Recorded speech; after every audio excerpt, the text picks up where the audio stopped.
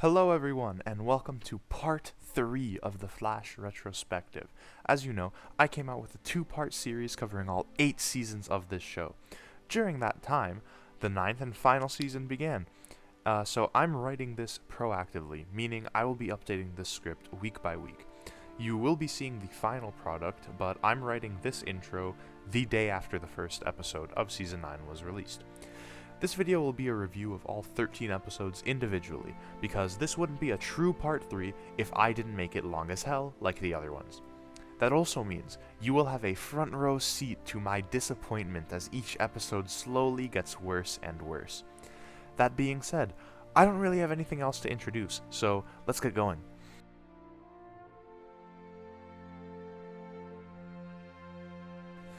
I don't know much about the season just yet, but I don't have high hopes, because each time a season starts off strong, it slowly but surely devolves into being garbage. I'm hoping to be surprised, and I will give my true and honest opinions on each episode. If the season is good, like I said, I'll be surprised, and I will also be happy that the show gets to go out on a high note. This is a mostly blind review of the season. I don't currently know much other than some villains that will appear during the season. I know it starts with Red Death as the antagonist, and that eventually Bloodwork, Wally, and the Green Arrow will return. I don't know specific plot details other than the fact that whatever Caitlin Frost turned into at the end of Season 8 is going to play a big role. Want to know how I know? Well, it's because the showrunner doesn't know how to keep the story hidden. My guy is blabbing about the actual plot of the season before it starts. Shut the fuck up.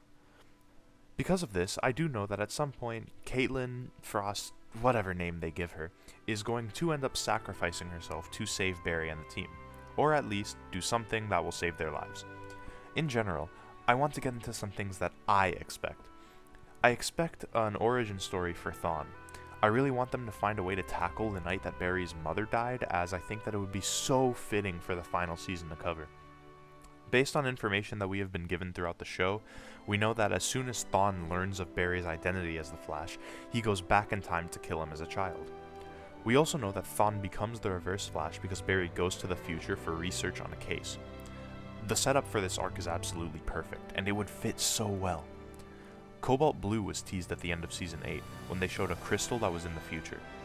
We also know that Rick Cosnet is coming back as Eddie Thawne, so it would make perfect sense for Barry to go to the future to find out more about Cobalt Blue, and in the process, he ends up setting Thawne down the path of becoming the Reverse Flash.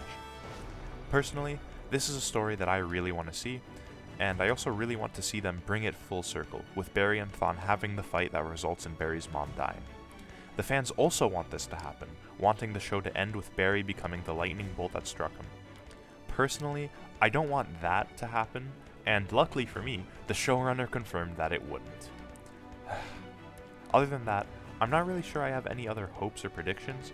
I really hope that Bloodwork is done justice, as his arc was easily the best villain arc since Zoom, and one of my favorites in general.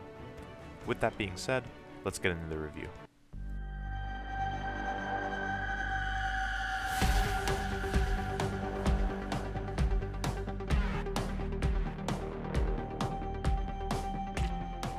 Episode 1 was a strong start to the season, in my opinion. For the first time in a long time, the character decisions and motivations actually made sense, and they were all understandable. Barry and Iris actually felt like a couple rather than two people who just happened to be together. Throughout the last few seasons, Barry and Iris barely spent any time together, and that isn't even including the time that Iris spent being flung through time because of her time sickness. To me, this felt like the closest thing the show has gotten to a Season 1 episode. It was just a whole lot of fun. The episode centers around Barry and Iris being stuck in a time loop. It's a week after Thawne was killed, and Barry has been putting together a map book that documents everything that is going to happen in the future. Things like Barry getting promoted to CSI director, the Central City Citizen being bought out by Catco, and Iris winning 2 Pulitzers.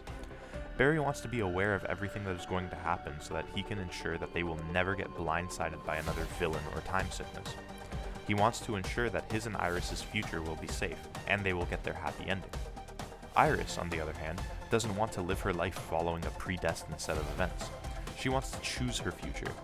At first, she doesn't tell Barry, This leads to an argument between them, as Barry feels like she isn't choosing their future together. In the end, Barry is able to accept that they don't need to know everything about the future, and he decides to live in the moment. Both of these motivations are in character and make sense. However, I'm actually inclined to side with Iris this time. Barry's worry about securing the future is in character. Even though it was dumb, it was still set up during Season 7. His devotion to making sure he and Iris always had a future together was also the main plot of Season 3. In his panic, though, he ends up creating a situation where he and Iris have no actual choice over their future. In order to secure it the way the book says, every decision they make would be predetermined by the book, even if it's a choice that they don't like. Iris's argument is that she wants to be in control of her future, and she wants to choose it. I agree with Iris. It's unfair of Barry to assume that she would be okay with surrendering her free will just to secure a future that is basically guaranteed already. Especially since the show is unwilling to let go of Nora and Bart. Ugh. Anyways, other aspects of this episode are actually really good too. The time loop, while cliché, is really fun. I enjoyed the sequence where Barry and Chester try to stop the loop, but they end up blowing up every time. It's also fun to see Barry and Iris's reaction every time they wake up. The first time the loop resets, I enjoyed that they are both in sync when looking around the room, discovering that it's a loop, and that Barry keeps on scaring Iris every time he wakes up because he's reacting to the explosion. I particularly appreciate that the episode is focused on the relationship between Barry and Iris. For the first time in 3 seasons, I'm actually invested in them as a couple, and they have believable chemistry, as opposed to Barry and Iris feeling completely disconnected throughout seasons 7 and 8. I'm also intrigued by the new villains introduced. They introduced Owen Mercer as a new Captain Boomerang. He didn't do much in the episode, but it wasn't a bad introduction. I like the scenes where Barry is dodging the boomerangs. I'm also intrigued by the Red Death teaser they put at the end of the episode. I don't know where this storyline is going to go, but I'm hoping that it's good. I also hope that they make a real speedster fight instead of making them fight as if they're Emperor Palpatine or any other character in the Star Wars universe. Barry is also really cool as a hero this episode. He's confident in his ability to stop Captain Boomerang, although it's misplaced and he ends up phasing a nuclear blast so that it won't hurt anyone. I like that his plan isn't explained, he comes up with it, and when he does it, he doesn't ask for help. He doesn't exposition dump it, he just does it. That being said, I do have a couple of issues with the episode. One of those being that Barry doesn't stop Boomerang. Barry chooses to throw a lightning bolt at him, which gives him time to set up a force field and block the attack. If he were caught by the end of the time loop, I would be more lenient, but Boomerang is working with Red Death, so we know he's going to return soon enough, which means that this is the first instance of Barry failing to stop one of the main antagonists. The other issue I have is a bit of a nitpick. During the first encounter with Boomerang, Barry misses his lightning toss and ends up hitting a particle accelerator. This causes the time loop. However, during every other iteration of the time loop, when Barry hits the accelerator, it blows the fuck up. Even the smallest spark of lightning sets it off. So why does it stay intact the first time? Anyways, that's all I have to say for this episode. I think that it's a really strong start to the season, and I'm excited to see where it goes from here.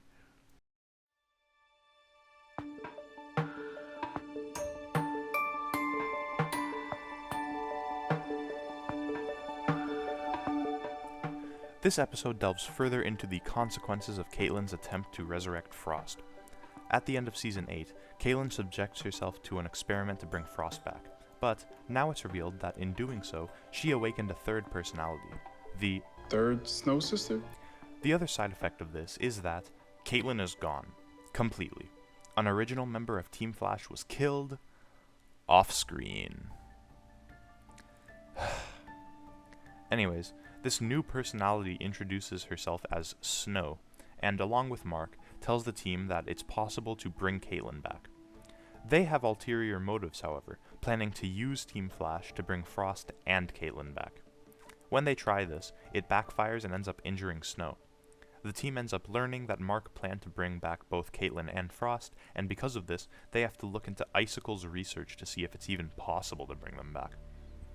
They discover that they can bring one of them back, but in order to do so, they would end up killing the other. So, if they bring back Caitlyn, they kill Frost, and vice versa. Because of this, they put it to a vote. Should they bring back Caitlyn or Frost? Remember what happened when ASF Barry predicted the vote about saving Iris versus Camilla and Singh? Cisco and Barry had a full-blown argument because they would never vote on something like that. Except, it turns out, the team will vote on something like that, because they take a vote about this. Allegra, Mark, and Iris vote for Frost, while Chester chooses Caitlin. Barry declines to answer at first, but then he realizes that it isn't their choice to make, so they let Snow decide. In the end, she decides that she doesn't want to get back into the machine, and that even though this means Frost and Caitlin won't come back, she wants to live her life and get to know the team. Mark doesn't accept this answer, but Hartley Rathaway comes in and blows up the machine, mirroring what Barry did to Caitlin when she was trying to bring back Frost. After this, Snow picks her own name, Keone, and then Team Flash has a party. I like that the team has the chance to actually have fun together. What I don't like is the fact that nobody cares that Caitlin is gone. Not even Barry. Barry has known her for 9 years at this point. Barry's last interaction with her was blowing up the apartment. Don't you think he would feel anything about that? There isn't a funeral, there isn't even a tear shed for someone who was a big part of his life for 9 years. She showed emotion for him in Season 6 when she thought he was going to die in Crisis. Like, come on. They do have a short conversation before the party, but I feel like it wasn't enough to honor the death of a main character. Anyways, the party at the end of the episode is a really fun scene, and watching everyone have fun together is something that I really missed. The other plot going on in the episode is that Hartley Rathaway was attacked by a new rogue called the Fiddler. The end goal for the Fiddler was that she wanted to steal Hartley's gauntlets. By the end of the episode, she does. Captain Boomerang shows up again and teleports her away before Barry can catch her, so again, Barry fails to stop the main antagonists of the storyline. This episode ends with the two current rogues using the tech they stole to free Red Death from her vibrational prison. I guess? And she runs through the city, promising to make it pay for what the Flash did to her. Okay.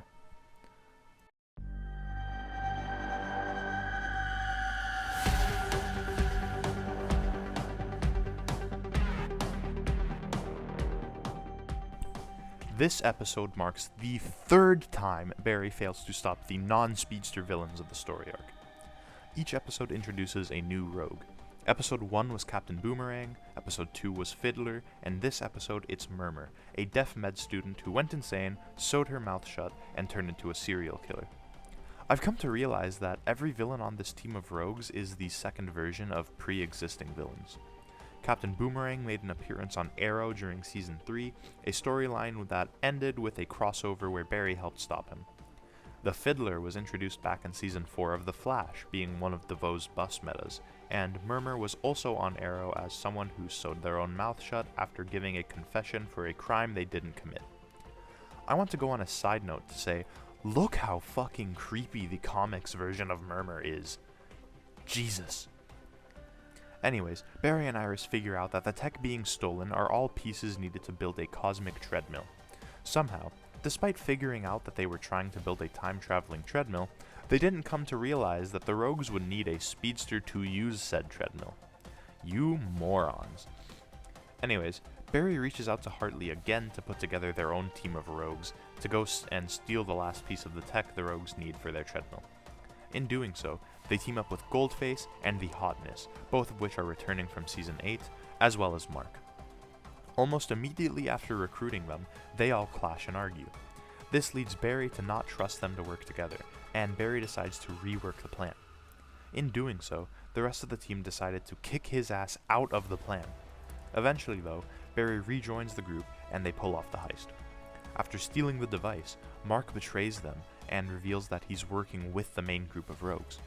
He switched teams because Barry wouldn't help him bring back Frost. The motivation makes sense, but I am kind of tired of this Frost storyline. Yes, the motivations are in character, and they work though. I love how in the confrontation between Barry and Mark, Barry is looking at an exit, and Mark says, Run, Barry. Run. I honestly think that, however poorly written the character can get, Mark's actor is giving it his all, and you can tell that he is having a blast. Anyways, after Mark escapes with the engine, Barry catches up with the rogues, and he does two things. One, he brings his team of rogues with them, so they have a 4v4 battle. And two, he stops in front of them. Barry, my guy, you are a motherfucking speedster! Can we really take on all of them? Yeah, we can. Together. Barry, you can take all of them alone. Before they fight, though, Red Death blindsides them, throwing them all onto the ground. Barry notices that his speed is missing, realizing that whoever the new speedster is, they're connected to the negative forces. At first, he thinks it's Thawne, but then he sees the giant-ass glowing bat symbol and starts to think otherwise. While looking into it, they find out that 1, the rogues' tech that they're using to be villains are all state-of-the-art Wayne tech, and 2, Batwoman has recently gone missing. At the end of the episode, it's revealed that Batwoman is the Red Death. There's a few things. 1, Mark brings up the fact that he can't trust Red Death because he doesn't know who she is. Mark, you dumbass. If you felt like you couldn't trust her, why would you go with her plan? 2, generally, I think this was a fun episode. It wasn't anything groundbreaking, but it was enjoyable for what it was. Although, once again, all 4 of the rogues should have been caught.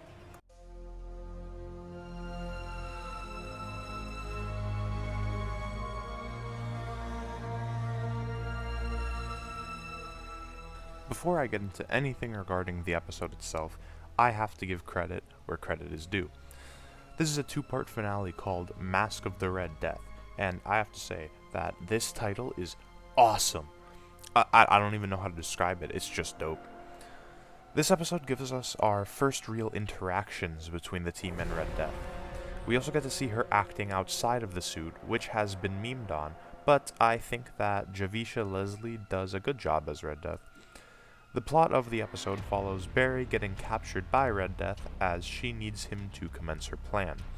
While Barry tries to talk her down, Mark continues to work with the rogues, building them their cosmic treadmill. Meanwhile, Red Death herself goes to visit Iris to try to get her help. I don't think that this episode was too bad, but I also don't think it was too good. Barry once again acts like an idiot and gets whammied because of it, and we're also 4 episodes into this 5-episode arc, and Red Death hasn't had a single fight scene. Maybe next episode will give her a badass fight, but there isn't much tension when Red Death hasn't done anything at all. By the end of the episode, Mark switches sides again and goes back to working with Team Flash. I can't find myself getting invested in a story where character motivations change as fast as Barry gives up during fights he can easily win. Mark's will I won't I character arc is so boring, and I can only hope that he picks a side and stays there. The episode has a fake out death for Mark. I know it's fake because of the set photos that were leaked. You know what? Let's get a fake death counter to see how many times they've done this.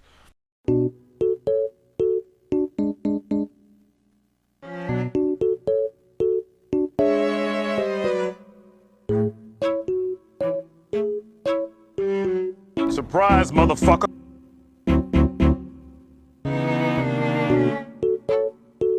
Surprise, motherfucker.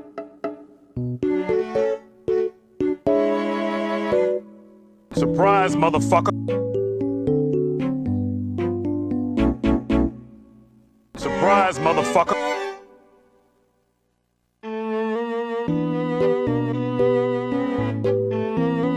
Surprise, motherfucker.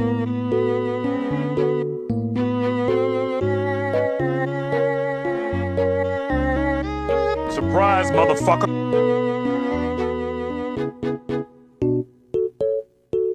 Surprise, motherfucker. Surprise, motherfucker. Surprise, motherfucker.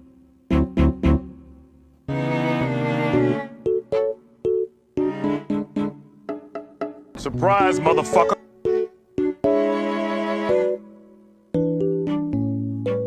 Surprise, motherfucker. Guy. Oliver. Harry. Surprise, motherfucker.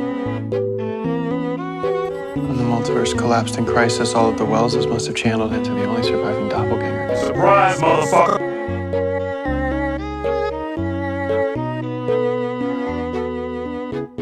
Surprise, motherfucker!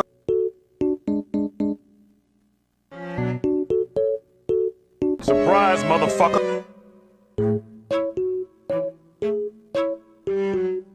Surprise, motherfucker!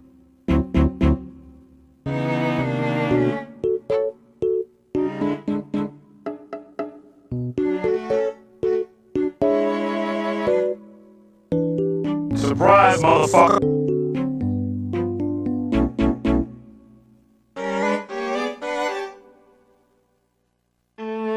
Surprise, motherfucker!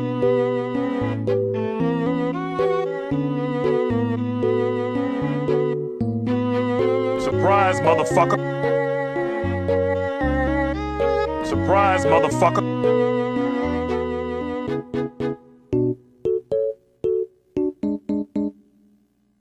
Surprise, motherfucker!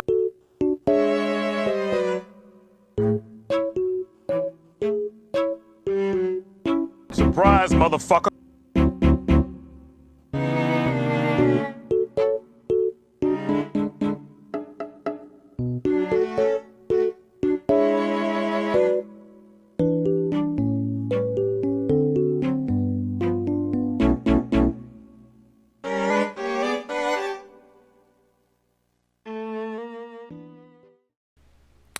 Anyways, let's talk about Red Death's motivation, because episode 1 and 2 tease something completely different than what they actually present in this episode. We get hints of Red Death saying that the Flash has forsaken her and that the city will pay for his actions, but her motivations here are different, and her backstory goes against everything she has said and done so far. Let me explain. In this episode, we find out that essentially, Red Death is from another timeline. In this timeline, she became obsessed with clearing the streets of evil. At first, she started studying the tech of her villains, and then eventually, her heroes. She builds her own suit and Speed Force, going rogue and killing all the villains. In this timeline, Barry teams up with some villains to try to stop her, and it becomes an all-out rogue war. Red Death tried to hide in the Speed Force, but because of her artificial speed, she's rejected and is tossed into our timeline. From there, her plan is to get Barry to power the cosmic treadmill, so it'll open a portal and she could go home. Where have I seen this plan before? This time, the accelerator will operate exactly the way it was designed to, except instead of two particles moving in opposite directions, colliding at the speed of light in the inner ring, we're only going to inject one particle into the accelerator. And I'm what it collides with. And if you can go fast enough, Barry, if you can hit that particle with enough speed, you will punch a hole right through the fabric of reality. And you will create a portal connecting this time to infinite times. Anyways, we get this entire backstory in an exposition dump as Red Death tries to convince Iris that she isn't the bad guy. But, like I said, this exposition dump goes against everything Red Death has said and done. Red Death says this: I found a way to stop crime permanently, something he failed to accomplish. So he freed his rogues from Iron Heights and led them on a war against me. We know this isn't entirely true because Ryan was making her story look better, as seen when we get Iris's realization of the truth. You're the one who's obsessed with your enemy's technologies. You're the one trying to stop crimes before people can even think about committing them. Did the Flash really turn against you? Or did he see your thirst for power and try to take you down? Both of these play into the point I'm trying to make. In her timeline, Ryan went crazy and tried to eradicate all crime by giving herself all of the power. Her entire goal, while being ruthless and brutal, is to stop crime and put criminals away. So, if her goal is to stop criminals, why would she team up with a bunch of rogues? Why would she supply them with the tech to enable them to become the villains she so desperately wants to stop? Also, when she gets out of her vibrational prison at the end of episode 2, why would she say, Central City, the Flash disgraced me. Now all of you will pay the price. That doesn't even factor into her plan whatsoever. Her entire plan is to go home, and she almost reached that goal in this episode. So at what point would Central City feel the consequences of her actions? Anyways, a couple other stupid things.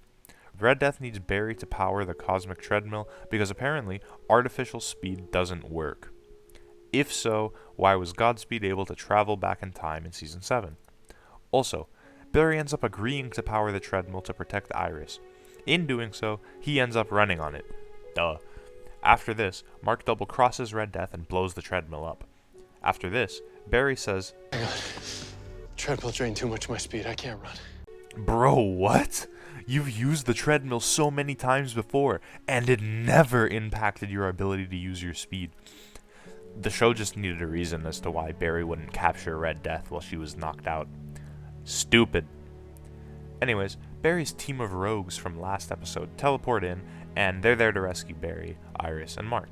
However, Mark goes to fight Red Death's rogues, and the team escapes right as the rogues seemingly kill Mark. Except no, they don't. I entirely expect him to show up at some point in the next episode, and I won't be surprised if they reveal he's alive within the first 5 to 10 minutes. Anyways, to talk about some of the things I liked, there isn't all that much. I enjoyed Ryan's acting outside of the suit. It gets memed on a lot, and a lot of people say it's bad, but I actually think she pulls it off well. There's a very clear energy to it, and you can tell that she's having a blast playing this version of her character. I also like the fact that they gave her a bunch of Batman throwbacks to say. Last episode, there was the I am vengeance. and this episode she had the entire speech. I am vengeance. I am the night. I am the Red Death. There was also, But you want to get nuts? Come on. Let's get nuts. another thing I liked about the episode is that Iris is able to see right through Ryan's lies. The writers use her journalistic instincts and resources to poke holes in Ryan's story, and Iris can deduce that she isn't telling the truth. For once, this is actually a really good use of Iris and her journalism. Anyways, with that, I don't have much else to comment on for this episode. Let's see if the Red Death finale can do something interesting with this character before she either dies or gets redeemed.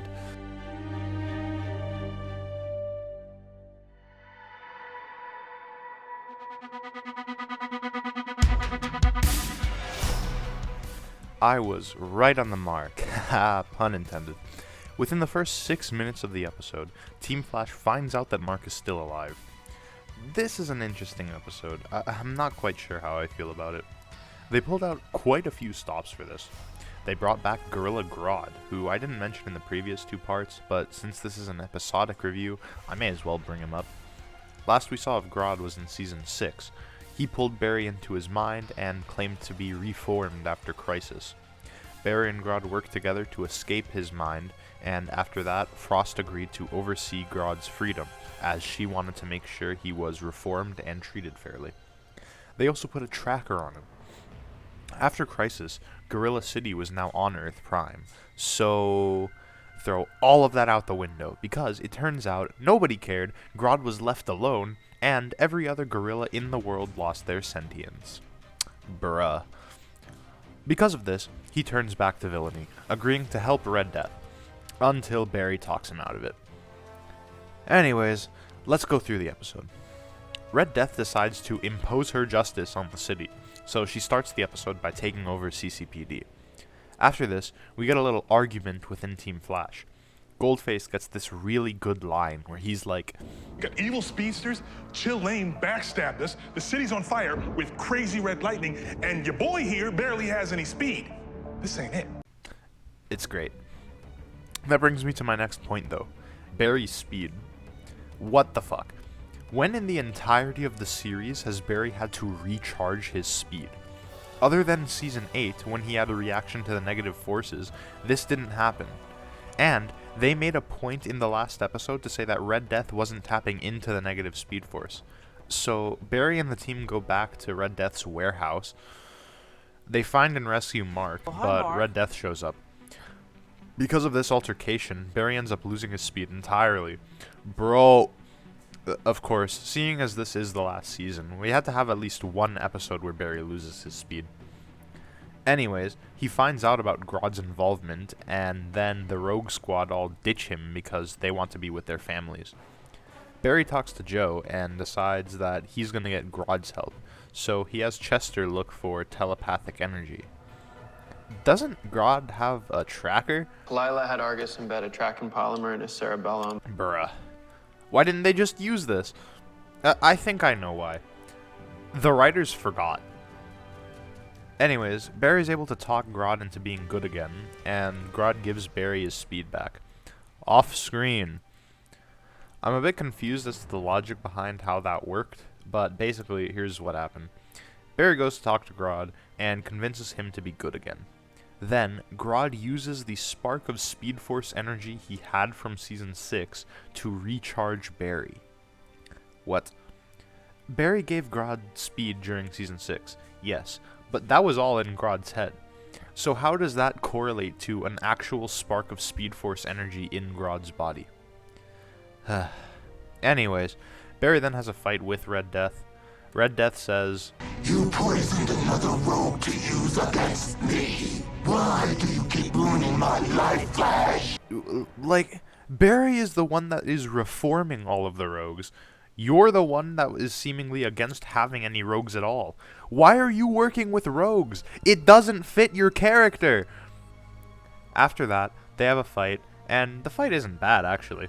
I was mistaken when I said that her arc would end with her dying or being reformed. Instead, they actually just beat her and lock her in Argus. Her arc does end with bad writing, though, as the real Batwoman shows up out of nowhere. They said that she went missing, but then she just arrives in Central City, and they're like, Well, It's a Wednesday. what the fuck? Anyways, the episode ends with Joe leaving Central City, and Keone reveals that Iris is pregnant. As a last note, after the storyline ended, the showrunner came out and said that it's called Rogue War. Ah, yes. This one scene where the rogues stand in front of each other, this is a great war. That fight between Barry and Red Death, yes, they're my two favorite rogues ever.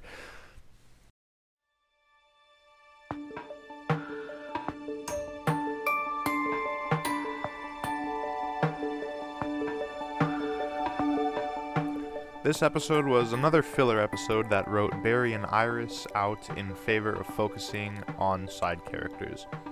This is the final season, and I want to watch a show about The Flash. I don't want to watch The Flash and Co., but mostly Co. This episode saw the return of Becky Sharp, or Hazard. If you don't remember who she is, she's one of the bus metas from Season 4, the one that could control luck.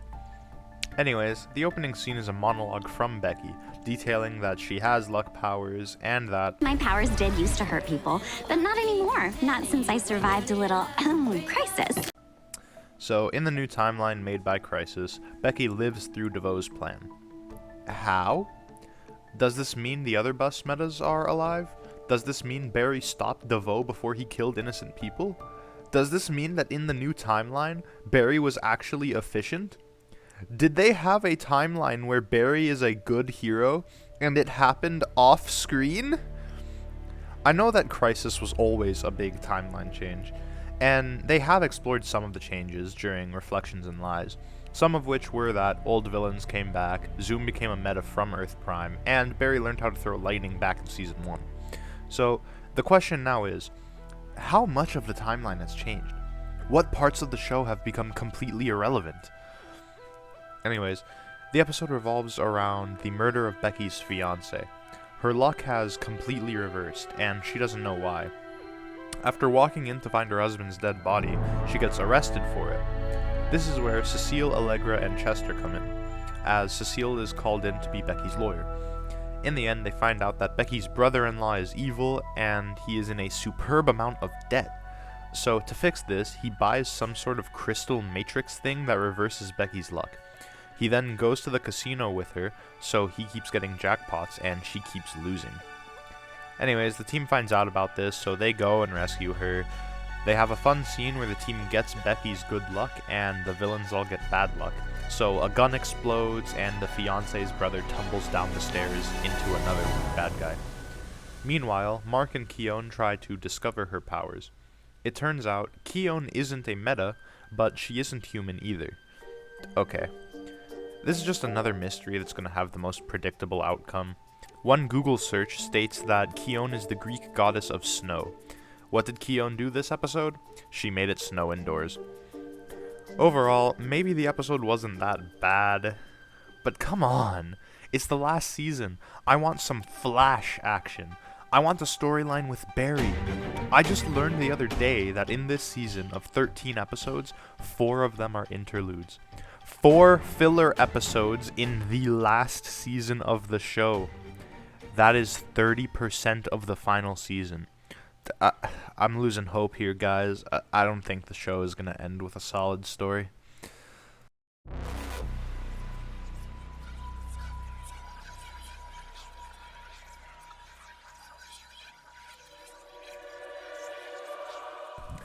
Filler episode numero dos. This one centers around Iris teaming up with a character from Supergirl. Her name is Nia Nal, also known as Dreamer. Nia is trying to level up her powers, and she has a dream where Iris dies. After this, she loses her powers and goes to Iris for help. When she does this, the same hooded figure from her dream shows up and puts them both into a dream. This time, instead of it being Nia's, it's Iris's. They jump around from being policewomen to being baristas at Jitters, etc. This episode centers around Iris's fear of the future and knowing what's going to happen. She's supposed to win a Pulitzer for her article about Red Death, but the dream reveals her fears as she thinks that knowing the future means she isn't actually writing for herself, but writing to fulfill a checklist. She fears everything she has is just being handed to her, and she isn't earning it. In my opinion, I think that filler episodes are fine when they follow storylines that were already set up. There are good examples of this that come from this show. 115 is entirely filler as the episode gets erased after Barry time travels, but it's made up for because it centers around the Thawne reveal, which was a season-long mystery, while also focusing on Joe's relationship with Martin and ending with Barry's time travel ability being used for the first time. All of these plot threads were built up to, as Joe clearly had history with the Martins as showcased in the series premiere, and Barry's time travel ability was being teased for a few episodes before this. Another good filler episode is 605, which focuses on Cisco's confidence about his abilities and being a leader. This directly follows 604, which centers around Barry preparing Cisco to be team leader post-crisis. Filler episodes are usually better when they build upon existing plot threads, which is why these last 2 episodes are so bad. This episode at least tries to bring back Iris's problem with knowing her future, but it's so irrelevant. They deal with that problem in the season premiere, and then bring it back just to deal with it again. There's nothing new that the writers have to say, and there's nothing new that develops Iris's character. She doesn't have a moment where she accepts the fact that she deserves her Pulitzers or her place in the Citizen. She just ends up publishing the article that's supposed to win her the prize because she wrote it. It's so dumb. They also had an exposition line to explain why Nia and Iris know each other. The main plot of this episode hinges on the fact that Nia and Iris work together to get out of the dream. When Nia goes to Iris, Iris says, Fine. I had a great time at Mimosa Brunch with you, Kara, Alex, and Ryan, but I didn't expect to see you again so soon. And, sure, I don't care that they met off screen. You can get away with that if you include throwaway lines. But if you're going to do that, at least have the courtesy to, set it up. Add a throwaway line in episode 6 where Iris is invited to brunch with them. Or, instead of writing Barry and Iris off the show for no reason, have them be going to brunch with Kara, Alex, Nia, and Ryan. Iris is pregnant now, and Barry is friends with Kara and everyone. It's so simple. But no, instead, the fact that they have a relationship is revealed because of a stupid line during the episode that hinges on them working together. Also, in that scene, Iris says that she had brunch with Nia, Kara, Alex, yada yada. She says that she didn't expect to see her so soon, which implies that the brunch was quite recent. After Barry finds Iris and Nia in their dream state, he says that he's going to call Kara and Martian Manhunters to see if they can help. However, they're off-world. When did that happen? Also, how does Chester know that Kara and John are off-world, but Barry doesn't? I know that this is a nitpick, but Chester has never met Team Supergirl, so how does he have more info on them than Barry does? Anyways, the subplot of this episode followed Mark and Keone. You'd expect that they would build upon the reveal that Keone isn't a meta or human, but they didn't. Instead, they just focus on Mark missing Frost. again. So he decides to take space and work through his grief. Until he comes back for the finale. Whoop whoop. Anyways, the real problem I have with this isn't the filler. I can handle that. My problem is that it's pointless. These last 2 episodes serve no purpose to anyone or anything that's going on, and the one aspect that could have had focus was thrown away to work on 2 plots that have already been explored. The fans wanted an episode where Barry teams up with the Legends of Tomorrow to free them from time trail, and give their show a proper ending. Eric Wallace said that there was no time for that, but there was plenty of time for Iris to go through the same arc twice. It just goes to show that the production team doesn't actually care about what the fans want. Barry hasn't used his speed in either of these episodes. At this point, why is it called The Flash? Barry isn't the Flash. He's the won't use my speed unless someone tells me to run fast. Call the show what it is. It isn't The Flash. It's everything but. Next episode promises another Barry and Iris central episode. And while I'm glad that Barry is back in the spotlight, the trailer doesn't present a scenario where Barry has to use his speed. So it's very possible that we get 3 episodes in a row with no Flash action. What a way to end the show.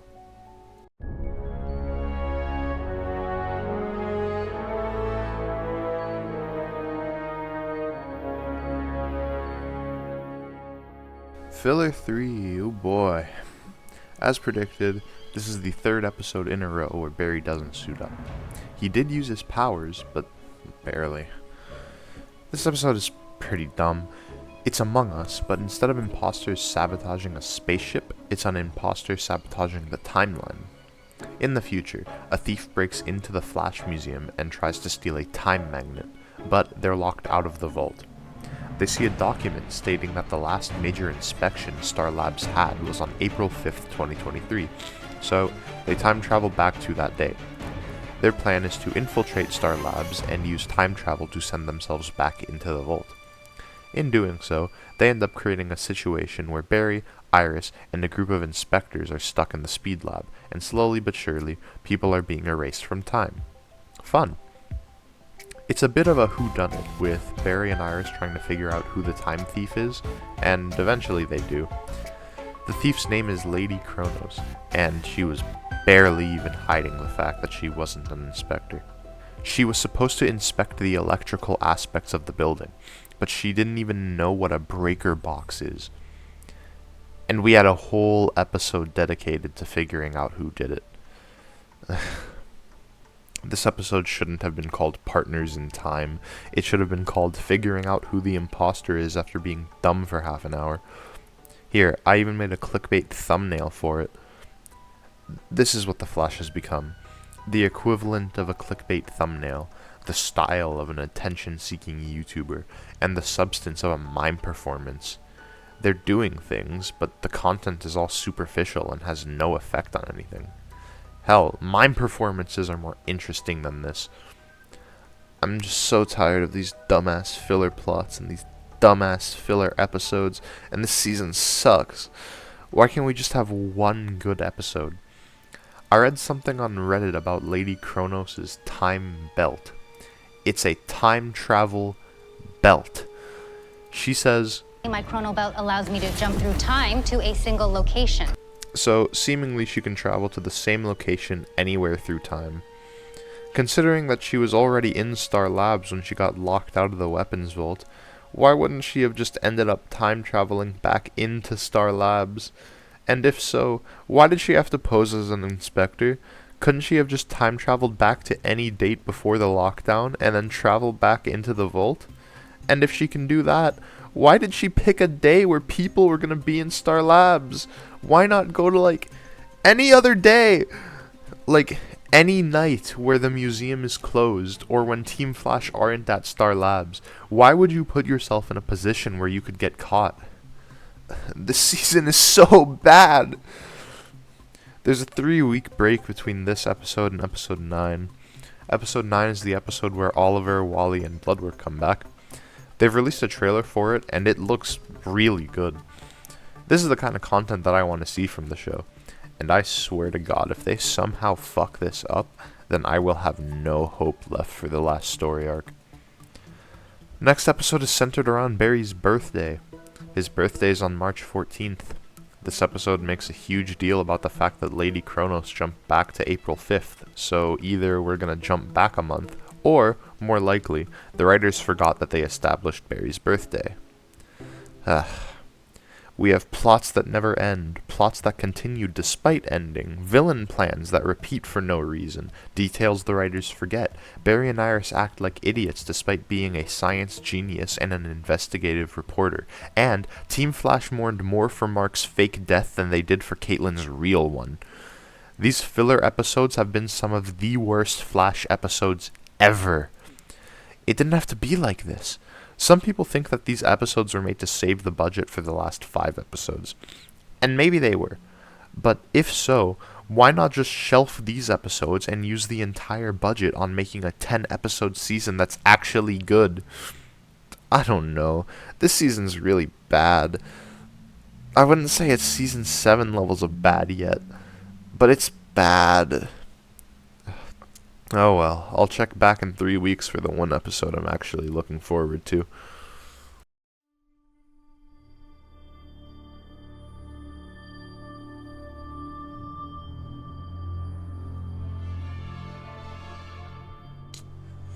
This episode was actually interesting. In the past, I used to think to myself about how when the episode number matched the season number, the episode was usually peak. Now, thinking back, I disagree, as most of my favorite episodes don't match the season number, but what I can say is, that saying is true this time. So far, this episode is unmatched. The return of Wally, Diggle, Oliver, and Bloodwork made for a much more interesting premise, and it allowed for this episode to finally bring up the fact that Caitlyn died. There were some genuinely good moments in this, and some callbacks that show that when the writers care, they can write characters in ways that make sense. One really small yet amazing moment is near the beginning. Ramsey infects everyone's champagne, and he says, "Now, last time I made you into a blood brother first, only for your meddlesome team to rise up against me, but this time, they won't have that chance." See, it's small things like this. Small moments that show that the writers can call back things that happened and let characters grow and evolve. Ramsey's plan didn't work in Season 6 because Team Flash was able to bring Barry back. So, when given another chance, obviously it's a smarter move to get rid of Team Flash as fast as possible. Man, if only the writers could put this level of thought into their other villains. Bloodwork comes back, and he steals the show, once again proving that he's the best villain the show has had in a long time. Both Barry and Wally are given problems to get through, and they're heightened by Ramsey's manipulation. Barry is dealing with Survivor's Guilt, following Frost's death, Caitlyn's death, and the fact that he was aged down to 29 after a filler episode last season. They sorta have a fourth wall break when Ramsey takes Barry to the set of The Flash and has him read a flash fact about Survivor's Guild. Once again, the theme is spelled out, but I forgive it, because it was a fun scene. As I mentioned, this episode finally brings up Caitlyn's death, and we get to see Barry actually react to it. He doesn't feel like he deserves the extra time he was given, because he's outliving so many of his teammates. Anyways, this segment brings us the first mention of flash facts after 9 years. Flash facts are a fun thing in the comics, so it's cool to see a reference to it. Ramsey's manipulation doesn't stop there though. He also targets Wally and turns him into a blood brother. Ramsey reveals that Wally has the ability to access the new multiverse, and they can use this to spread Ramsey's infection to every world. He also targets Wally's inability to feel whole. After years of trying to meditate and connect with himself, Ramsey plays with Wally's emotions, tapping into how he's always felt forgotten by Team Flash, and how Barry was raised by Joe while Wally had to deal with his mother's sickness. This leads to a confrontation between Barry and Wally, where Wally straight up murders him. After this, Barry ends up in the afterlife and he meets up with Oliver, who makes his return after 3 years of being dead. Usually I'm against fake-out deaths, but this time, Oliver's return in the afterlife makes sense, and they say that he can only come back when the multiverse is in danger. I like the fact that Oliver gets involved in the plot because Barry dies, but I am also a bit disappointed that he dies and then gets brought back to life within 5 minutes. Add him to the list.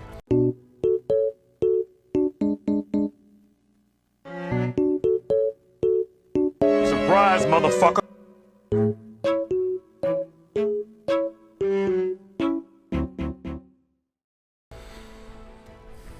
Barry and Oliver reunite, and he gives Barry some inspiration. Like I said, this is the first episode that explores anything about Kaylin's death, and this is the scene where it really happens. I actually really like this, I just wish that it would have been touched upon earlier. Or maybe, just maybe, if this episode happened earlier. Maybe if there weren't 3 episodes of nothing before this, it would have been more believable to see Barry struggle with Kaylin's death quite soon after learning about it. Anyways, Oliver punches Barry back to life, and then they team up to stop Ramsey from taking over the multiverse. Oliver fights against a bunch of zombie cops while Barry fights Wally, which ends with a pep talk. This time it's actually not bad, and I like the fact that speedsters are still the only ones who can beat the infection on their own, keeping things consistent. I do want to take this opportunity to touch on something though. I've been critical about the fact that Barry pep talks his enemies so much, and I think I figured out why it never feels earned. There are 2 reasons. 1, the dialogue, and 2, the music. Generally, when you want to talk someone out of doing something, the tone is very important. If we look back at Season 7, there's a scene where Barry is trying to talk to the Speed Force. The music here is intense. Now, of course, I understand that it's supposed to be a dire situation. Lives are at stake, they have to get the Speed Force to stop. But the music does not fit the actual tone of what's happening. There are scenes in the comics where heroes are trying to talk people out of suicide. Now imagine a scene like that adapted here, where Barry is trying to talk someone out of killing themselves, and in the background, some fucking intense music is playing. I feel like that's where the issue lies. I saw a video of Barry trying to talk down Abracadabra, and it was edited to be better. The music was different, and the scene was shortened, cutting out some dialogue, and overall just making the scene more impactful. Another CW show, Superman and Lois, has a scene where Superman is being corrupted, and another hero has to fight him and possibly kill him. When given the chance to take the shot, Steel talks to Clark and brings him back. Listen to the music here. Let me tell you something, man. I know what it means to lose the people you love. That pain you feel right now, that is nothing compared to what happens if you lose them. Listen to the music in one of the Flash's pep talks. You can hear me. I need you to know I'm sorry. Not just for today. For all the times I've made you feel like you didn't matter. Everyone has darkness inside them. There's a clear difference. Moving on, Barry and Wally make their way back to Oliver, and they use their lightning to immediately tie Bloodwork's hands, allowing Oliver to use his Spectre powers to destroy Ramsey's infection and cure Ramsey himself. Oliver gets one final chance to say his catchphrase, Ramsey Russo! You have failed this city! And Ramsey's character gets closure, finally coming full circle from when both Ramsey and Barry were trying to cure his HLH in Season 6. I have one last complaint about this episode. I know that I'm always saying, cuff the metas, run them to the pipeline, and yes, I am happy that Barry and Wally efficiently tied up Ramsey. But I really wanted another fight. It doesn't even have to be anything big. I would have been satisfied if Barry and Wally just punched Ramsey to the ground and then tied him up. Just a small fight would have made Ramsey's final episode just a little more satisfying for me. Anyways, that's the last complaint I have. The rest is good. I really like the final scene of the episode with the conversation between Barry and Oliver. It's amazing. I love the callback to the pilot of the show where Oliver tells Barry that he could be an inspiration to Central City. I don't think that bolt of lightning struck you, Barry. I think it chose you. That bolt of lightning chose you. Anyways, this was a really good episode, and it really felt like something that belonged in a final season. It's a send-off to 4 characters, Ramsey, Wally, Oliver, and Diggle. They each get moments of closure.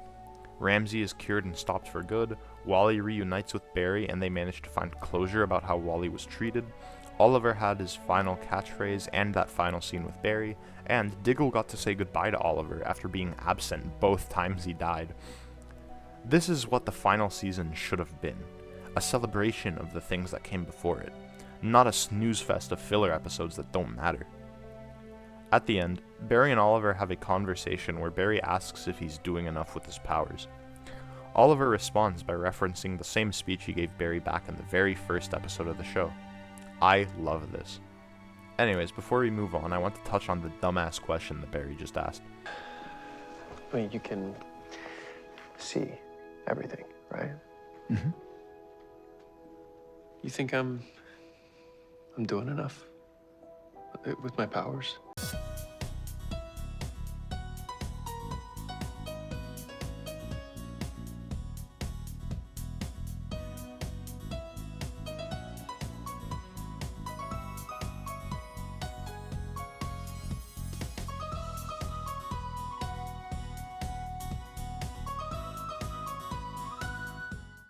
No, you are not.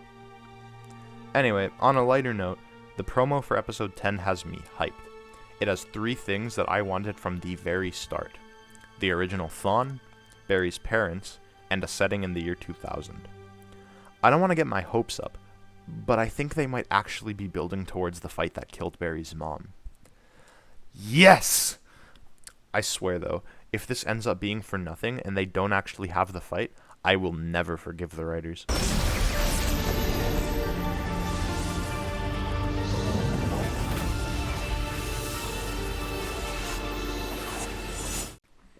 The final 4 episodes kick off with part 1 of A New World. This episode is easily the one I've been looking forward to the most, and I gotta say, it delivered. It did everything I wanted, and set up a storyline that could be interesting. We'll see. There were a ton of callbacks to Season 1, and I loved them all.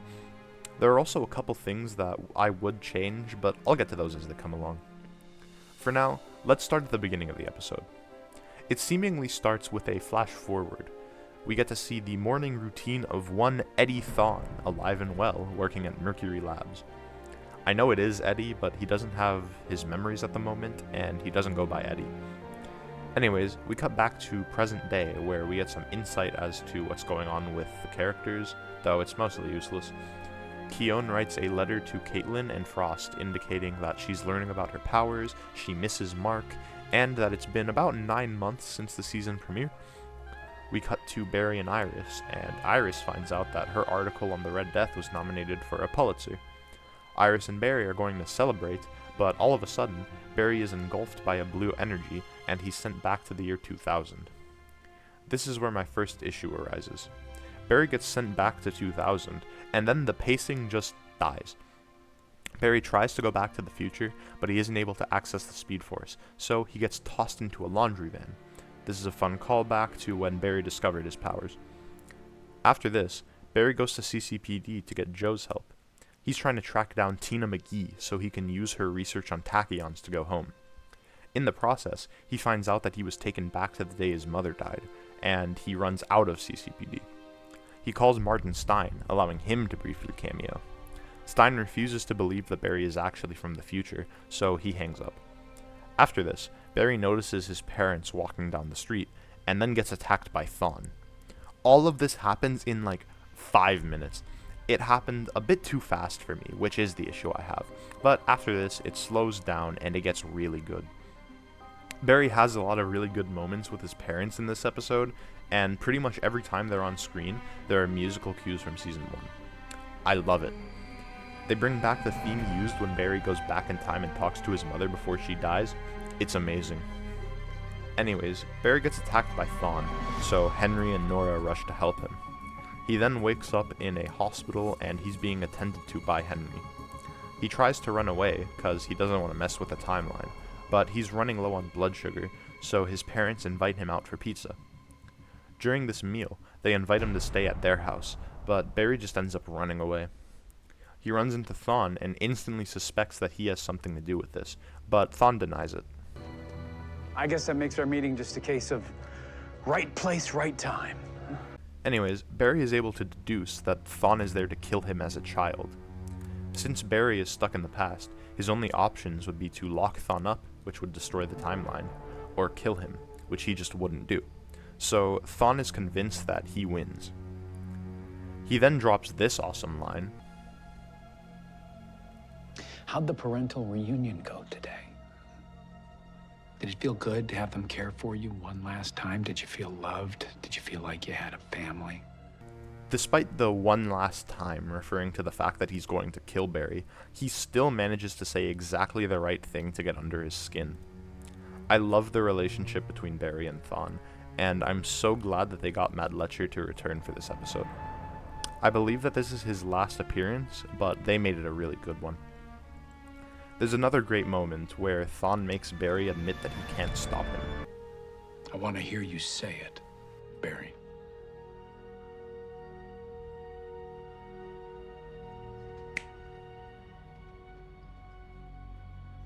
Say it. You win. I can't stop you.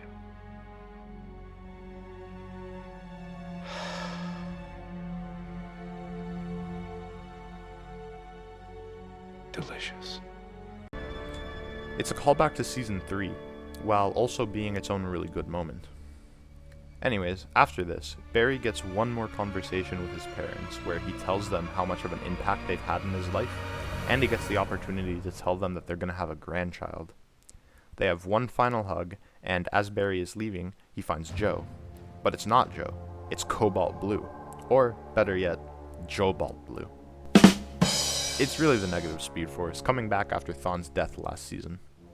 They have a really cool fight where Barry is flipping over things. It's surprisingly well choreographed, although Barry only throws lightning bolts instead of using his speed. He is able to free Joe from the Negative Speed Force, and Barry actually sees the blue crystal, but then it fades away. After saving Joe, Barry thinks back to his mother's death and prepares himself for the fight that he's been running towards for the past 9 years. Before the fight happens, Barry tries to get Thawne to walk away, and he tries to give Thawne a chance at a better life, but Thawne refuses to listen. Barry gets this awesome line where he says, But if you don't walk away tonight, you will lose everything. I love their rivalry. Thawne ignores Barry's warning and speeds off, setting off the fight that I have wanted to see for so long. And it was amazing! They reuse a lot of scenes from Season 1, and while I would have liked for them to reshoot the fight with Barry's new suit, I understand that budget constraints and other issues made it so they had to work with footage they already had. They did a great job though, and they reshot the most important part, which was when Barry stops and tells his past self not to save his mother. Personally, I would have also liked it if the music was more somber rather than the Reverse Flash theme. Here's a little clip I whipped up where I replaced the music. Let me know which you prefer.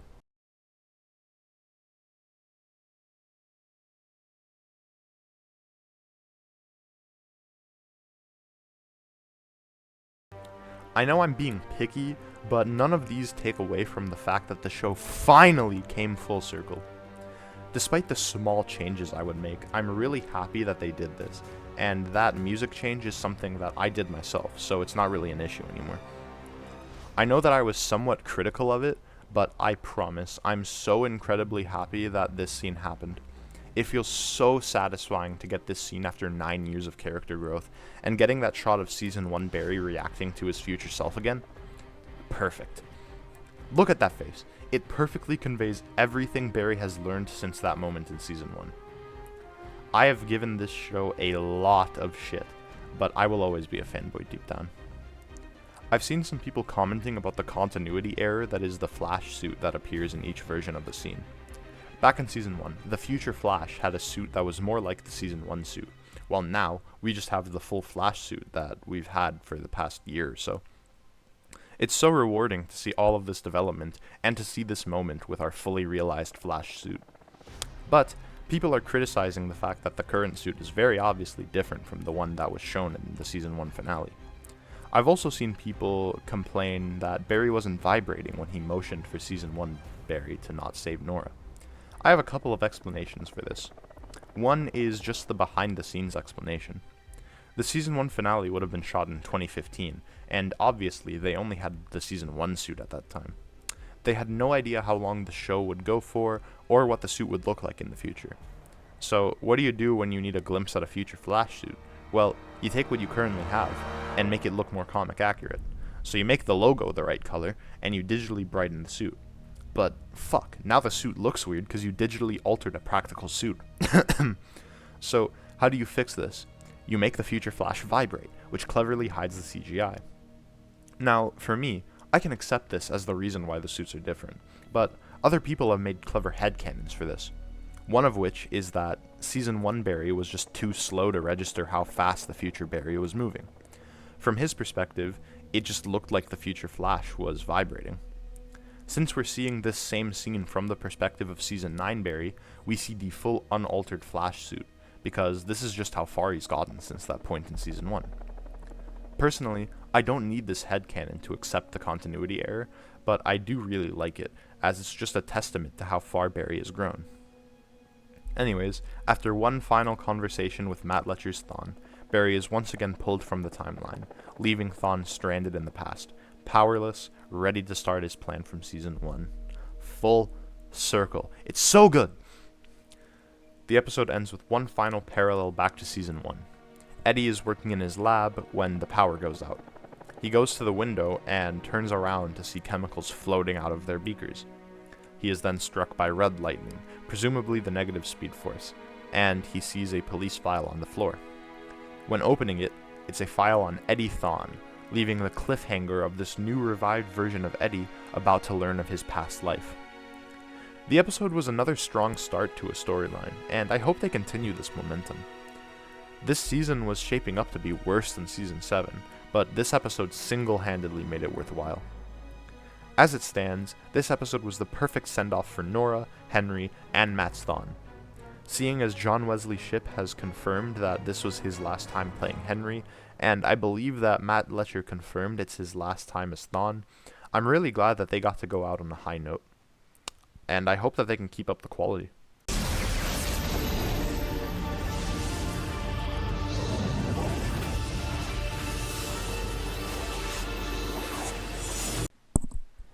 This episode is a return to form, kicking Barry out of his own show. Lovely. The most interesting part of this episode was everything with Eddie, which was the side plot of the episode. The main part focused on Team Flash with the return of Mark and yada yada. Who cares? I'm really just more interested in Eddie's storyline, and what Barry's doing when he's getting flung through time. Anyways, the Team Flash plotline goes like this. Iris and the team are searching for Barry after he disappeared last episode. As far as I can tell, this is all taking place at the same time as Barry's adventure in 2000, which poses some interesting ideas, as the negative Speed Force was able to possess Mark in this episode, while apparently also possessing Joe in 2000.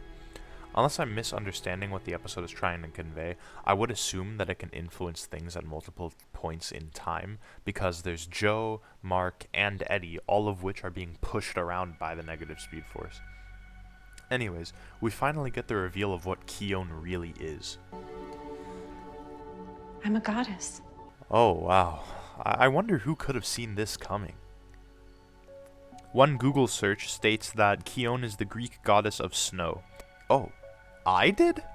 That's crazy. It's so funny how Mark and Caitlin just casually birthed a fucking god in Caitlin's apartment. Anyways, Keone taps into her full potential and kills Mark in order to save him. Then she brings him back to life. Of course.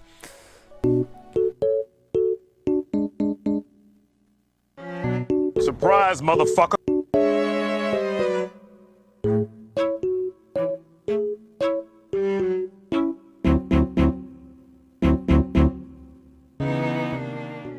Anyways, Iris goes into labor, Barry comes back and then vanishes again. Nice.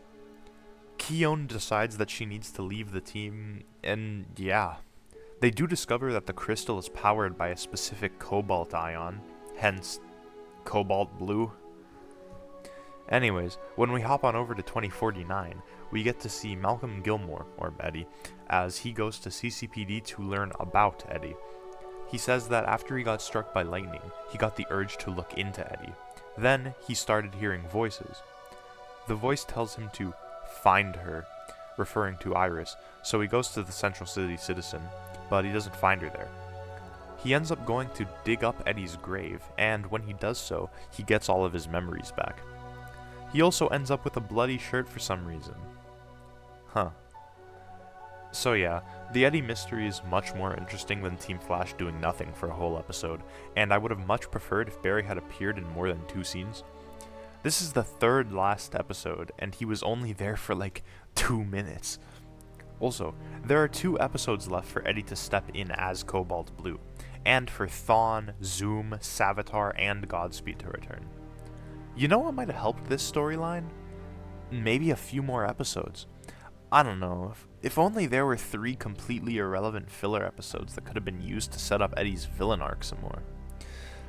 Man, that's just too bad. I think the season would have benefited from having 1 main villain. It's only 13 episodes. The whole season could have been its own graphic novel. I think, seeing as it's the final season, you could have had a series of filler episodes where Barry is getting tossed through time because of the crystal, and meanwhile, Eddie was getting his memories back and working towards becoming Cobalt Blue.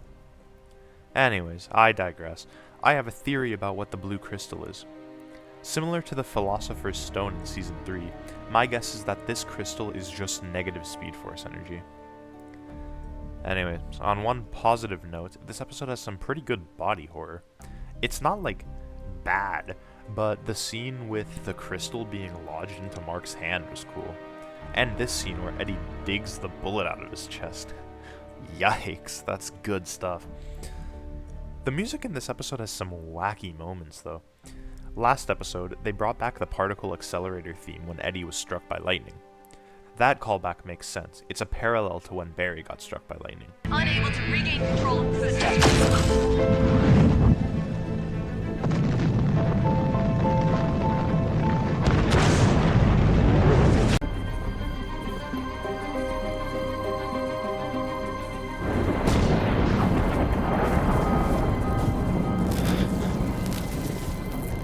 This episode, however, brings it back again when Barry comes back to the present.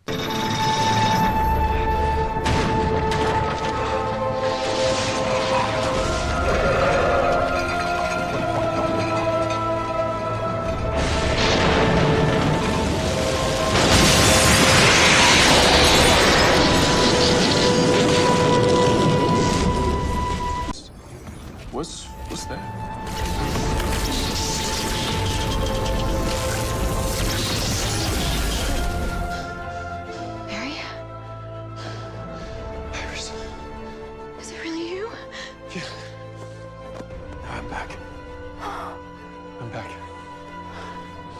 Why?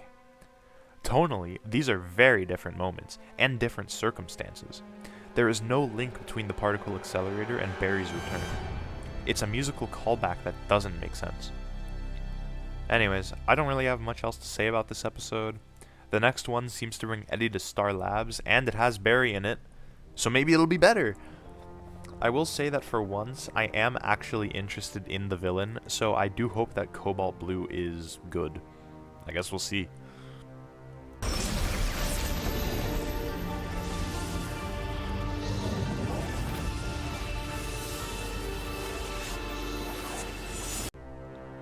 This episode was definitely a step up from the last one.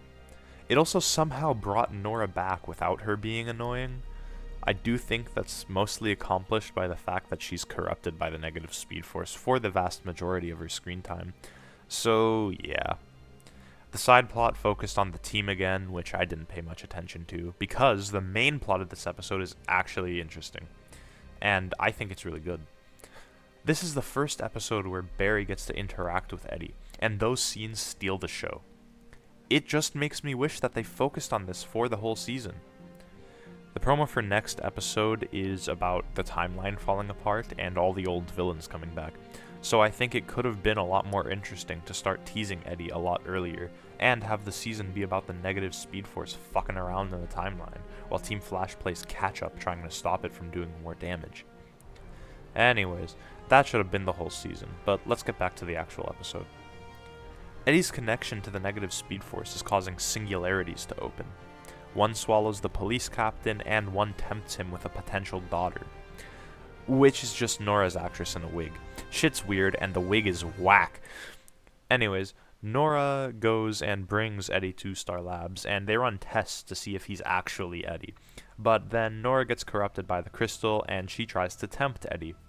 He realizes what's happening, and he actually avoids it, but then Barry shows up because of the crystal. He sees Nora and goes to hug her, but he gets attacked. Eddie comes back in, and Barry runs them both out of there. That leads to probably my favorite scene from the episode. Barry and Eddie talk about the negative Speed Force, and how Barry thinks it brought Eddie back to life to become the new Avatar. As Barry explains, it starts manipulating Eddie, which leads to an argument between the two, because Eddie is struggling to come to terms with the sheer amount of things that have changed since he died. In this episode alone, he finds out that his sacrifice was useless, Barry and Iris got married, and they had a family in the future. Combine that with the negative Speed Force teasing him with a life he can't live, and you can imagine how much that would hurt. He explodes at Barry, saying, "The second I died, everyone forgot about me. And you, Barry, the man I sacrificed my life for, you thanked me by stealing my fiancée. But now, I have a chance to change that." Barry tries to calm him down, but Eddie still believes that he can get his life with Iris back, so he goes to talk to her and is completely shut down. This leads him to choosing the crystal and becoming Cobalt Blue. For one episode. But who cares? I think his development has been great, and I can't wait to see him as a villain. His acting in this episode was impeccable. This scene with Barry is one of my favorites. Iris isn't your wife. Nora's not your daughter. But they were supposed to be, and they still can be. Eddie, you know that's not right. You have a chance to start over, to have your own life.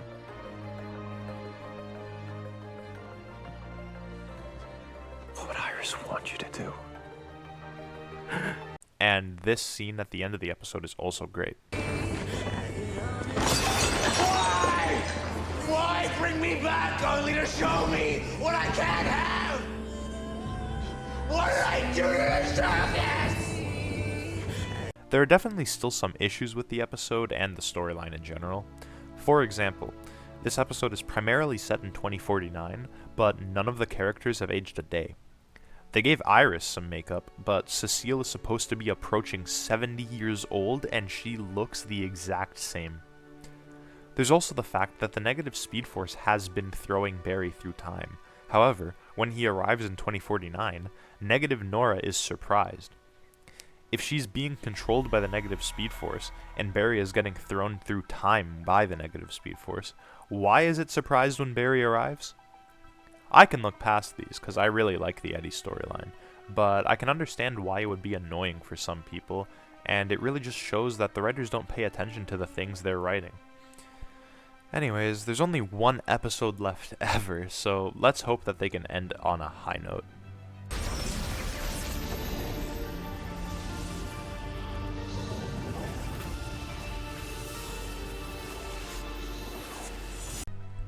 We made it to the final episode of the show, and what the fuck?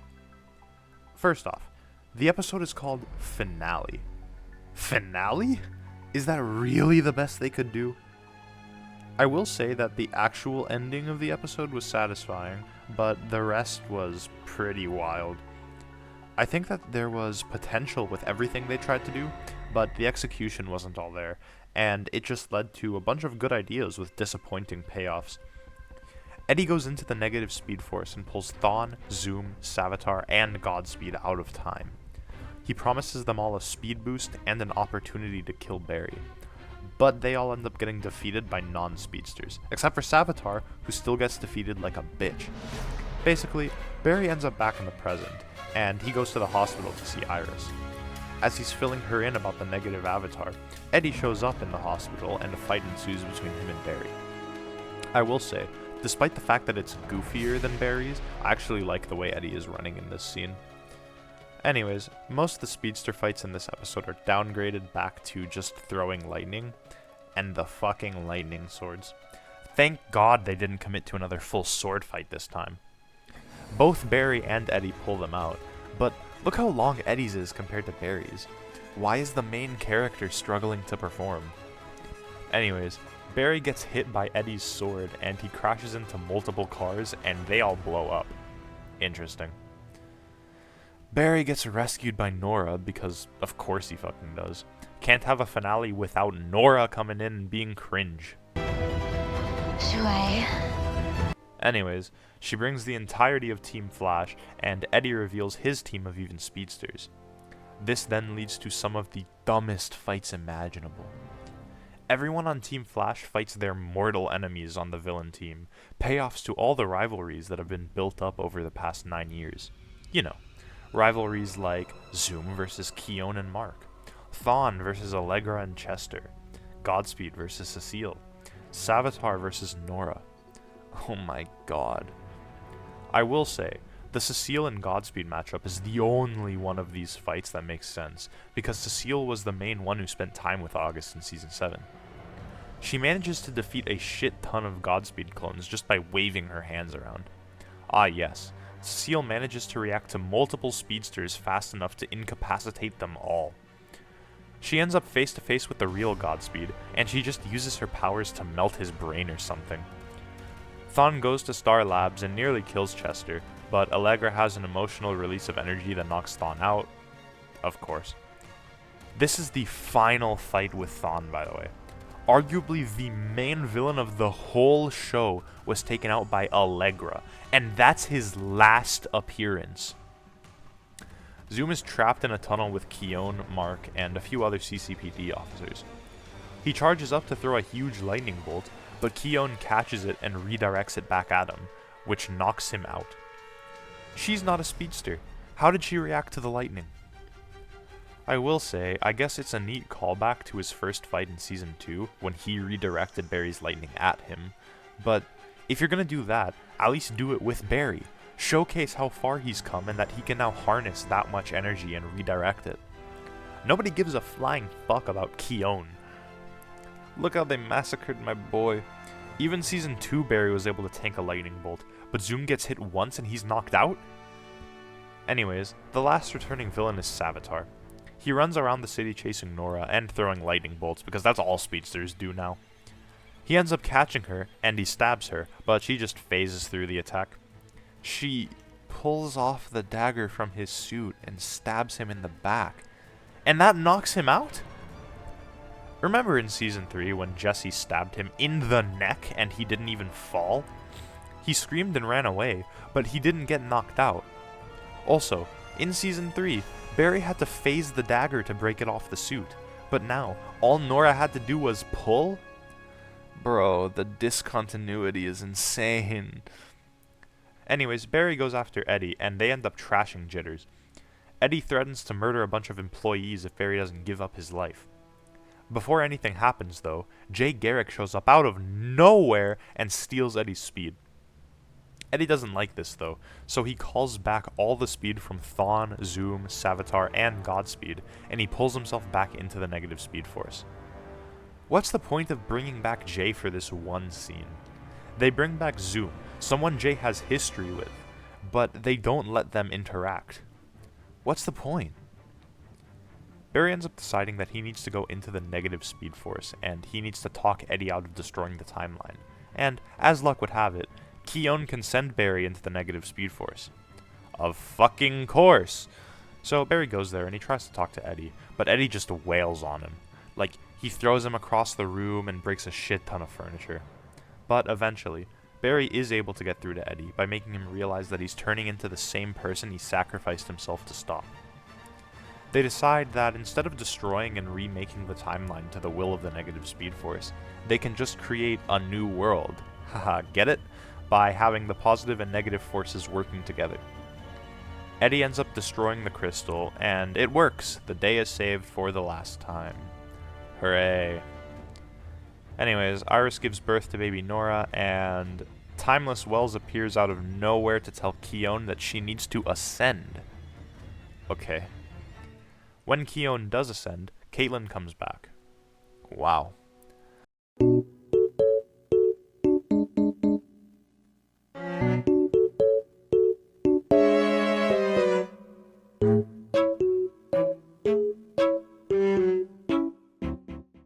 Does anything in this show have real consequences?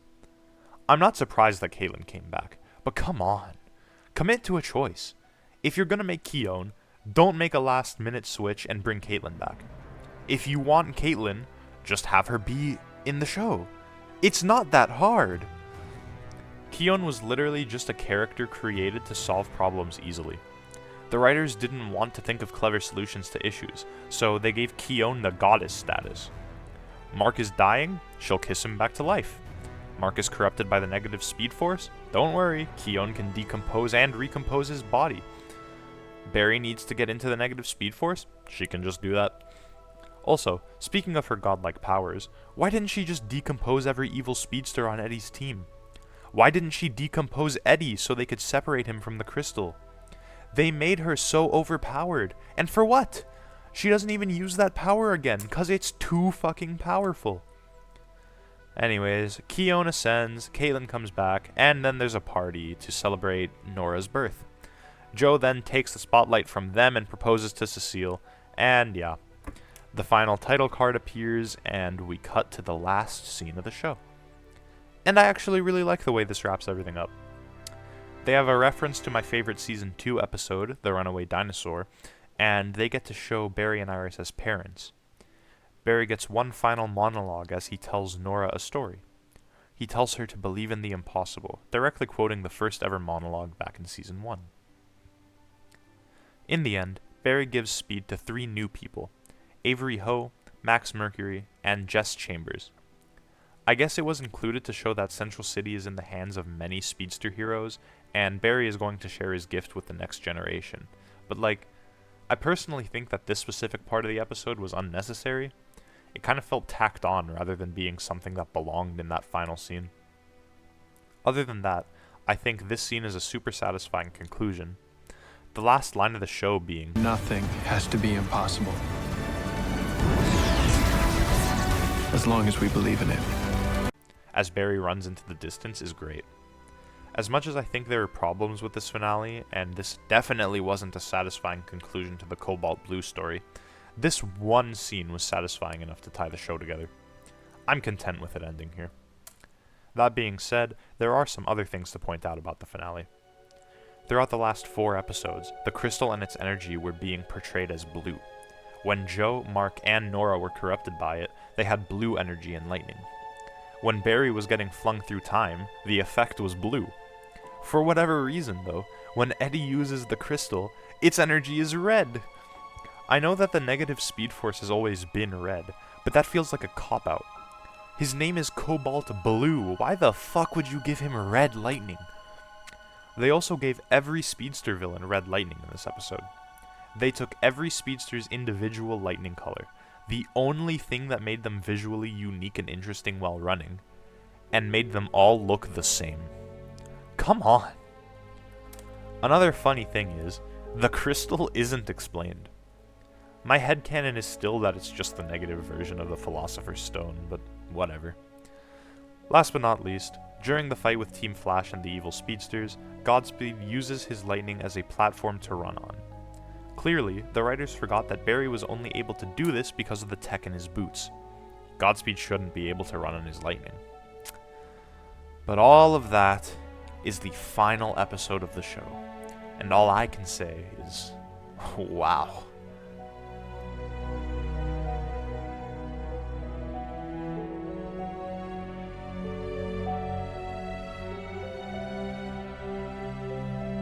Alright, as I mentioned in part 2, I would add anything that I didn't think of here. I have a few more to add, so we're gonna get right into it. Thawne's plan with a dagger in Season 5 didn't make sense. Thawne has Cicada's dagger, strapped to his chest, and so he comes up with the plan to destroy the dagger after Nora blabs to him in the 100th episode. This plan is broken on multiple levels. In the future, Cicada is never caught.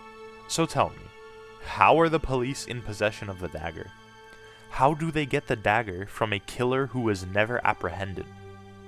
Anyways, even assuming that the police were somehow able to get the dagger from the original Cicada, creating a new Cicada means that whatever dagger is strapped to his chest isn't the same dagger that the new Cicada has.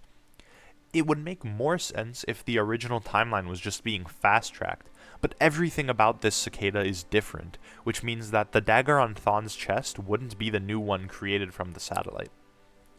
Another thing, during Reflections and Lies, Eva continuously claimed to be a good guy, who just wanted to put an end to Black Hole.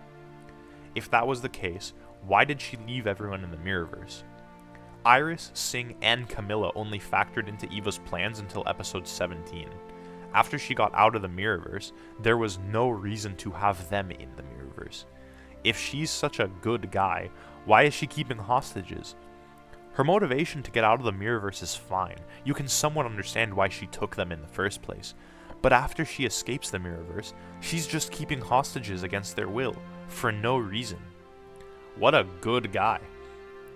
Also, there was such a huge emphasis put on the fact that things in the Mirrorverse cannot easily come out. In episode 13, Eva sticks her hands out of the mirror and they instantly burn. In episode 17, the mirror clones of Singh, Iris, and Camilla all work together to collect Ramsey's blood. This acts as a bonding agent to the portal, which allows Eva to safely exit. In episode 21, Barry and the team collect Eva's dark matter photons to achieve the same goal. In episode 22, though, Eva just lets everyone go. There was no need to get the blood or the photons because Eva could just safely extract everyone. Bruh. In Armageddon, Joe fights to save Thawne's life, despite the fact that in Season 2, he tried to kill Harry on sight, assuming that it was Thawne. During Reflections and Lies, Iris disappears as a cliffhanger between episodes 19 and 20. During the break between the episodes, showrunner Eric Wallace teased that there would be tears when we find out where Iris went. Come the return of the show, her disappearance is never explained and she just shows up again. For my last nitpicks, during the series finale, Joe and Cecile were talking about Iris giving birth to Nora. Cecile says, Hey, at least she's not giving birth while the Thinker is trying to take over the city. DeVoe was not trying to take over the city. He was trying to mind wipe the world. I think you slightly understated what his master plan was. Also, Zoom was pulled out of the timeline as the time wraiths were killing him in Season 2. So tell me, when he gets pulled into the negative speed force, why is his mask repaired? Barry had already ripped it by the time the time wraiths arrived, so Zoom shouldn't have a mask. Anyways, that is the last of my complaints here. I don't think there's anything else to point out, so let's move on. Okay, one last thing to add quickly. Savitar says, Your mother escaped her fate, but you won't! Despite the fact that in Season 3, Nora wouldn't have been born because Iris would have died in his timeline.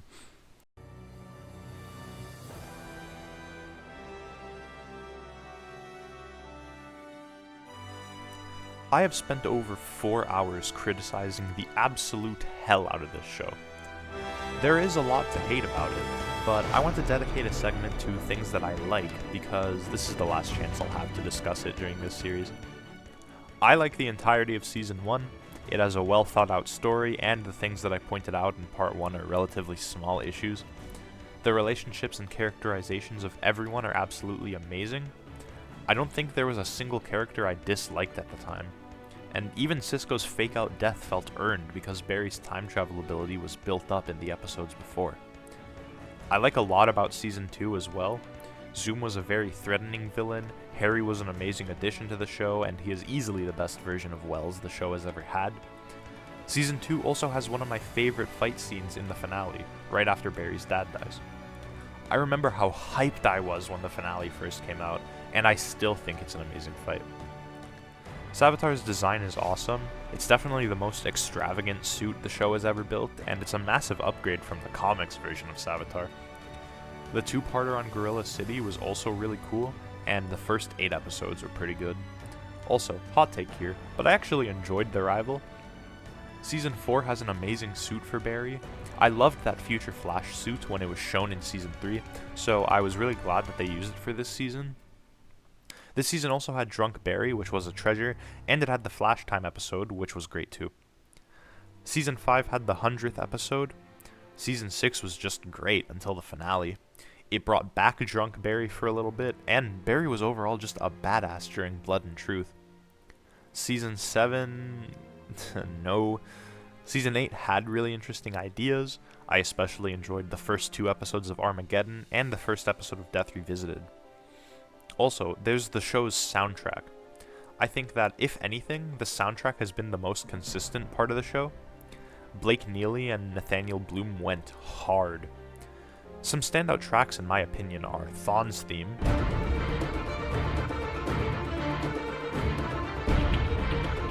Barry's theme,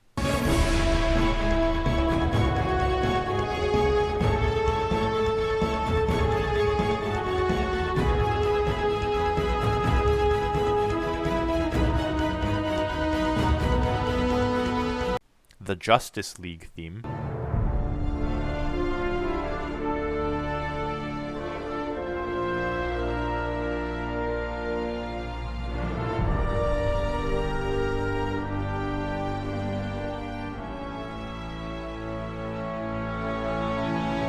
I can't express how much I love the League theme.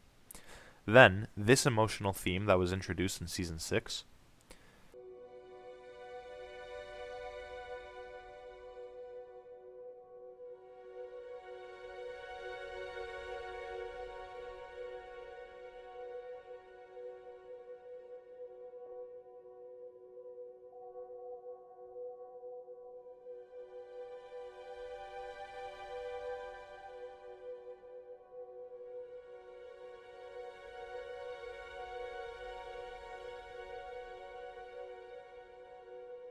And last but not least, this theme in 607 when Barry gets to hold Nora.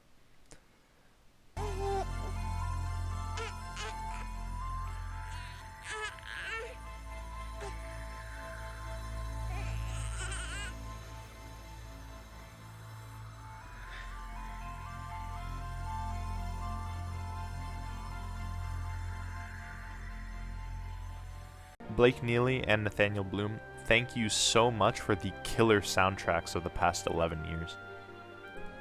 Just as a quick side note, I would like to rank each season from which ones I enjoyed the most to the least. So my favorites are 6, 1, 2, 3, 4, 8, 5, 7, and then 9 is definitely the worst one. I think after 9 years of ups and downs, it really is time for the show to be put to rest. I was dreading it when I first heard the news, because I've been watching it for more than half of my life. After seeing how bad this season was, though, I can definitely say it was time for the show to be put out of its misery. But I can't say that it was all bad. It will always be special to me, and I don't think another show will be able to hook me as much as the first few seasons of this one did. Do I think that this was a perfect way to end the show? No, not at all. But you know what? They managed to wrap it up really nicely. As someone who has been a fan from day one, I am satisfied with the ending, and I'm glad. I was a bit worried going into it, but I came out with a new appreciation that I got to witness it all, and I got to see it through to the end. For a while, I thought that the writers found out Season 9 would be the last season late into production because of how many filler episodes there were, and how the first 8 episodes felt like a normal season instead of a final season. Grant Gustin recently confirmed, though, that they decided Season 9 was the last one very soon after the end of Season 8, which means they knew it was the final season, and they still wrote 3 irrelevant filler episodes. Anyways, with that, I don't have anything else to talk about. The Flash was definitely an interesting show throughout the last 9 years that it's been airing. While it had its ups and downs, it still managed to deliver what I believe is a satisfying conclusion. But don't take my word for it. I want to hear your thoughts. So leave a comment down below and tell me if you were satisfied or what you would have wanted to see. Also, feel free to leave any video suggestions you might have. I have a few more videos planned already, but I'm open to new ideas, and if I find any that interest me, there's a chance that I'll make a video on it. With that being said, I hope you all enjoyed the finale to my Flash series, and I hope you enjoyed the series as a whole. I had a lot of fun making it, so I hope you all had the same amount of fun watching. Don't forget to leave a like and subscribe for more content like this. With that said, I will see you all next time. Bye!